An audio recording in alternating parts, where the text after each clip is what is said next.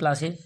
मेरे प्यारे रसगुल्लों, जैसे कि बहुत दिनों से बच्चे को डिमांड चल रहा था कि रस की वीडियो बनाया जाए, तो मेरे प्यारे बच्चों आज रस की वीडियो लेके आए हैं। जैसे रस का मतलब होता है आनंद। रस किसे कहते हैं? काव्य को पढ़ने या सुनने से जिस आनंद की अनुभूति होती है उसे रस कहते हैं। रस के 4 अंग होते हैं: अस्थाई भाव, विभाव, अनुभाव और संचारी भाव।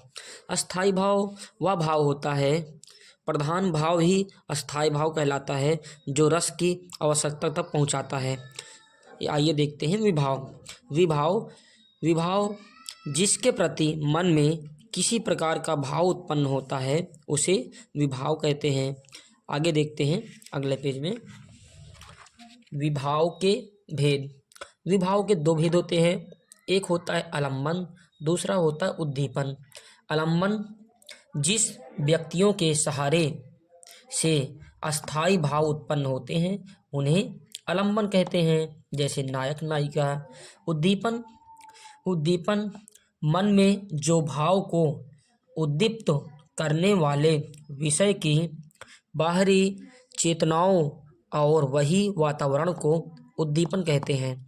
संचारी भावों के साथ आते जाते रहने वाले अन्य भावों को संचारी भाव कहते हैं। अक्सर बेटा ये पेपर में कई बार पूछा गया है, बहुत ज़्यादा इंपॉर्टेंट क्वेश्चन है। क्वेश्चन में पूछता है संचारी भावों की संख्या कितनी होती है। 4 ऑप्शन देगा, 12, 14, 33, 35। तो ये 33 संख्याएं होती, भूलना नहीं, ये पेपर में आता है। आइए देखते हैं श्रृंगार रस के कुछ महत्वपूर्ण प्रश्न जो बोर्ड एग्जाम में कई बार आते हैं कि राज रस किसे मानते हैं? श्रृंगार रस को मानते हैं। रसपति रस किसे मानते हैं? श्रृंगार रस को मानते हैं। ठीक है। और सर्वश्रेष्ठ रस किसे मानते हैं? श्रृंगार रस को मानते हैं। कई बार पेपर में पूछा गया है। आइए भरत मुनि के अनुसार रसों की संख्या जानते हैं अगले नेक्स्ट पेज में। हाँ, भरत मुनि ने रसों की संख्या 8 माना है। उन्होंने शांति रस को अपवाद बताया है। रसों की संख्या 9 इसलिए बताया गया है क्योंकि इसे रसराज रस भी कहते हैं। रसों की संख्याओं को रसराज रस कहते हैं। रसों की संख्या अस्थाई भावों की संख्या 11 होती है, यहाँ लिखा गया है। जैसे आइए देखते हैं, जैसे श्रृंगार रस है, श्रृंगार रस का स्थायी भाव रति होता है। हास्य रस है, हास्य का हास होता है। करुण है, करुण का शोक होता है। वीर है, वीर का उत्साह होता है। रौद्र है, रौद्र क्रोध होता है।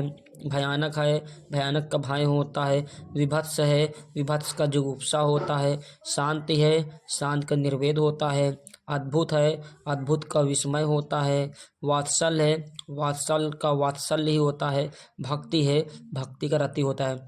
कई बार तो रसों संख्या 10 मानी जाती है क्योंकि भक्ति रस का भी अस्थाई भाव रति होता है और श्रृंगार रस का अस्थाई भाव रति होता है। अगर पे वो ऑप्शन के ऊपर है, यदि कहीं अगर 11 आता है तो 11 मारिए, 9 आता है तो 9 मारिए, 10 आता है तो 10 मारिए। 3 तरह के। आइए अगला नेक्स्ट पेपर में चलते हैं, देखते हैं श्रृंगार रस। श्रृंगार रस क्या होता है? श्रृंगार रस जब नायक नायिका, प्रेम प्रेमिका, राधा कृष्ण, पति पत्नी के मन में कोई प्रेम का भाव उत्पन्न हो जाए तो उसे श्रृंगार रस कहते हैं। श्रृंगार रस 2 प्रकार के होते हैं, एक होता है संयोग, एक होता है वियोग। संयोग का मतलब होता है पास पास, संयोग का मतलब होता है पास पास, और वियोग का मतलब होता है दूर दूर, दूर दूर।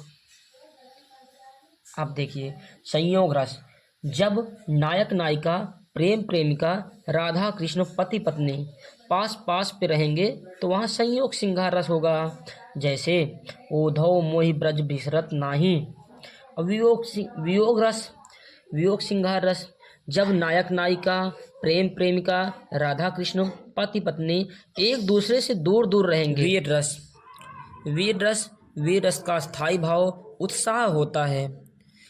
जब किसी युद्ध धर्म में कोई उत्साह का भाव जागृत हो जाए तो वहाँ वीर रस होता है। जैसे आप लोगों ने पढ़ा होगा कक्षा 5 में, वीर तुम बढ़े चलो, धीर तुम बढ़े चलो, सामने पहाड़ हो, सिंह की दहाड़ हो, तुम कभी रुको नहीं, तुम कभी झुको नहीं। अर्थात वीर को हमेशा वीर को एकत्रित होना चाहिए। अर्थात आगे मेरे प्यारे रसगुल्लों, इसके आगे की वीडियो जो है नेक्स्ट अगले पार्ट में बताएंगे। जय हिंद, जय भारत।